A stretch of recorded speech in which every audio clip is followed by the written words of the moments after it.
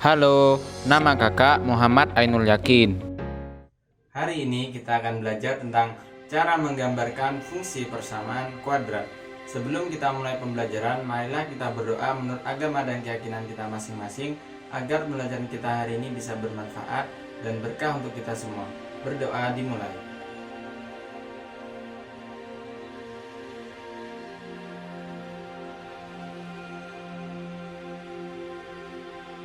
Selesai.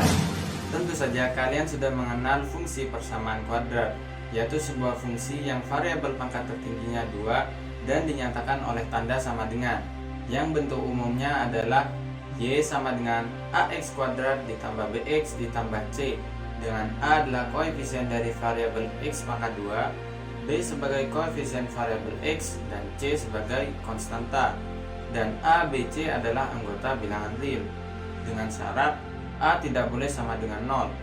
Mengapa A tidak boleh sama dengan 0? Tentu saja kalau A-nya sama dengan 0, maka yang terjadi variabel pangkat tertingginya tidak lagi 2, melainkan variabel pangkat tertingginya yaitu 1, sehingga yang terjadi adalah tidak terbentuk fungsi persamaan kuadrat. Perhatikan kurva fungsi fx sama dengan x kuadrat minus 1 yang ditunjukkan oleh gambar sebagai berikut. Perhatikan kurva fungsi Y sama dengan X kuadrat minus 1. Di situ terdapat titik-titik penting yang perlu kita ketahui, yaitu titik potong sumbu X yaitu min 1,0 dan 1,0, dan titik potong sumbu Y yaitu 0, min 1, dan titik puncak minimum yaitu 0, min 1. Coba kalian perhatikan, kurva tersebut ternyata menghadap ke atas. Mengapa kurva tersebut menghadap ke atas? Karena nilai A-nya itu positif. Tadi telah kita ketahui bahwa koefisien X kuadrat yaitu sebagai A nilainya positif, sehingga bentuk kurvanya itu menghadap ke atas. Coba kalian cermati lagi, kurva Y sama dengan X kuadrat minus 1. Di situ adakah sebuah garis yang memotong kurva tersebut menjadi dua bagian sama besar? Ya, tentu saja, yaitu garis sepanjang sumbu Y atau X sama dengan 0. Nah, karena X sama dengan 0 itu memotong kurva tersebut menjadi dua bagian sama besar, maka X sama dengan 0 itu disebut sebagai sumbu simetri. Lalu, bagaimana cara kita menggambarkan fungsi persamaan kuadrat? Coba ambil contoh yang lain. Fx sama dengan X kuadrat minus 4 dengan titik-titik X yaitu min 2, min 1, 0, 1, dan 2. Coba kalian buat sebuah kurva dari persamaan fungsi kuadrat tersebut. Cara yang paling mudah dalam menggambarkan fungsi persamaan kuadrat fx sama dengan x kuadrat minus 4 yaitu dengan mensubstitusikan nilai-nilai x ke dalam persamaan y. Jadi kita itu misalkan itu kan ada titik x sama dengan negatif 2, maka kita substitusikan atau kita masukkan x sama dengan minus 2 ke dalam persamaan y sama dengan X kuadrat minus 4. Kalau X sama dengan negatif 2, maka berapa nilai Y? Tentu saja nilainya adalah 0. Bagaimana dengan X sama dengan minus 1? Ya, Y nya sama dengan negatif 3, dan seterusnya hingga kalian mencapai X sama dengan 2. Kalau sudah sampai X sama dengan 2, maka silakan buat tabel seperti berikut. Setelah kalian buat tabel seperti pada contoh sebelumnya, maka langkah selanjutnya yaitu menggambarkan titik-titik tersebut dalam koordinat kartesius. Silakan gunakan kertas berpeta untuk ukuran yang lebih presisi dan gambar yang lebih bagus. Setelah kalian menggambarkan titik-titik tersebut dalam bidang koordinat kartesius, maka kurvanya yang terbentuk akan seperti ini. Betul tidak? Coba kalian perhatikan kurva fx sama dengan x kuadrat minus 4 tersebut. Di situ terdapat titik-titik penting yang perlu kalian ketahui, yaitu titik potong terhadap sumbu x minus 2,0 dan 2,0, titik potong terhadap sumbu y yaitu 0, minus 4, dan titik puncak minimum yaitu 0, minus 4. Kenapa di situ yang diketahui hanya titik puncak minimum? Karena kurva tersebut menghadap ke atas. Karena kurva tersebut menghadap ke atas, tentu saja kurva tersebut hanya mempunyai titik puncak minimum. Lalu coba kalian perhatikan lebih jelas lagi, lebih teliti lagi. Fx sama dengan x kuadrat minus 4 tersebut. Di situ bukankah terdapat x sama dengan 0 sebagai sumbu simetri? Ya, karena x sama dengan 0 itu membagi kurva x kuadrat minus 4 menjadi dua bagian sama besar. Sehingga x sama dengan 0 itu dikatakan sebagai sumbu simetri.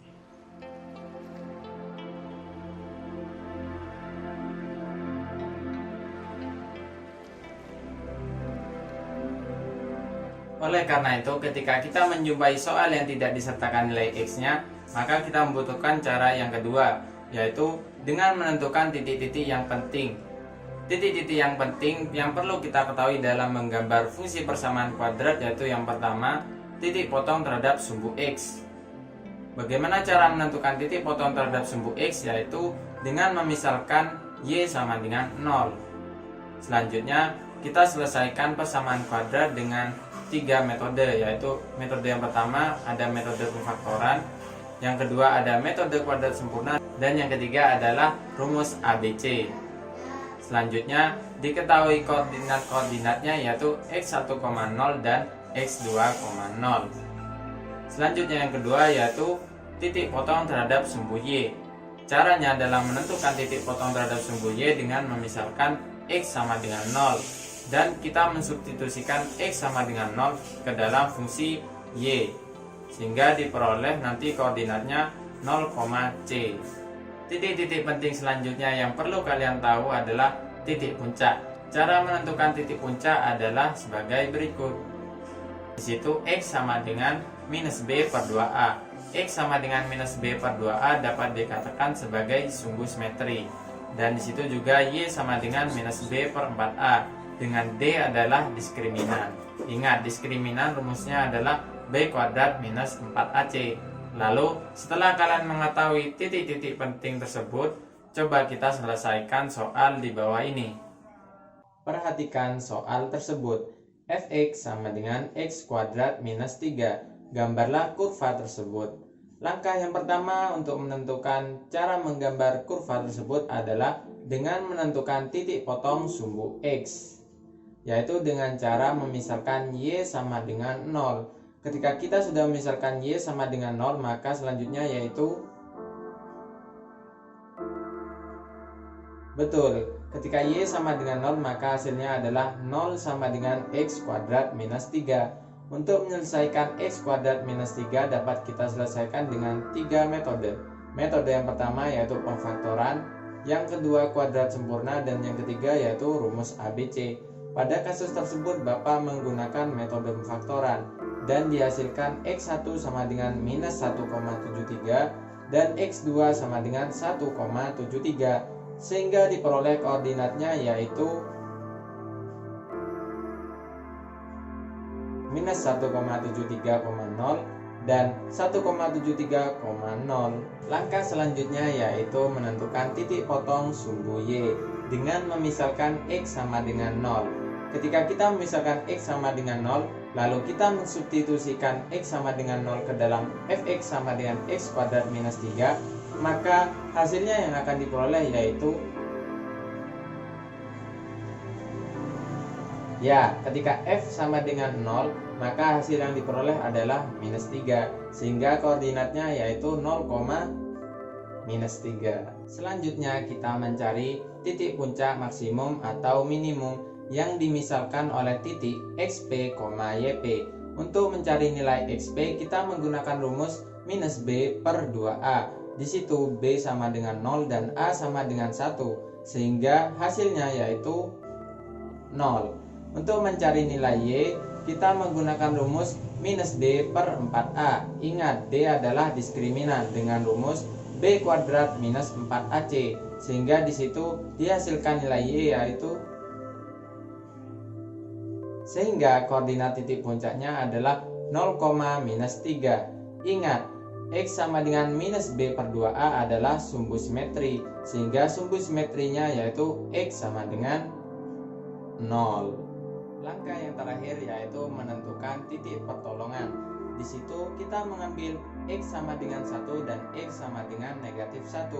Untuk X sama dengan 1 diperoleh nilai Y yaitu minus 2, sehingga koordinatnya yaitu 1, minus 2. Untuk X sama dengan negatif 1 diperoleh nilai Y, sehingga koordinatnya adalah ya minus 1, minus 2, sehingga diperoleh koordinatnya yaitu 1, minus 2 dan minus 1, minus 2. Lalu langkah yang terakhir yaitu kita menggambarkan kurva tersebut pada bidang koordinat kartesius, dan bentuk kurvanya yaitu sebagai berikut. Penerapan fungsi persamaan kuadrat, terutama cara menggambar kurva fungsi persamaan kuadrat, sering kita jumpai di kehidupan sehari-hari. Misalnya yaitu jembatan Suramadu, jembatan Mahakam, merupakan penerapan dari fungsi persamaan kuadrat. Kesimpulan pembelajaran hari ini yaitu dalam menggambarkan fungsi persamaan kuadrat ada dua cara. Cara yang pertama dengan mensubstitusi nilai-nilai X ke dalam fungsi persamaan kuadrat, dan yang kedua menggunakan rumus dengan menentukan titik-titik penting. Silahkan kalian pilih mana metode yang paling mudah, tapi kalau Bapak akan pilih metode yang nomor 2 karena resikonya lebih kecil dan langkahnya juga lebih efektif. Tentunya waktu dalam mengerjakan soal juga lebih singkat. Akhir kata, semoga ilmu kalian yang pelajari hari ini bermanfaat. Kurang lebihnya Bapak mohon maaf. Wabillahi taufiq wal hidayah. Assalamualaikum warahmatullahi wabarakatuh. Salam matematika, makin tekun, makin tidak karuan. Bye bye.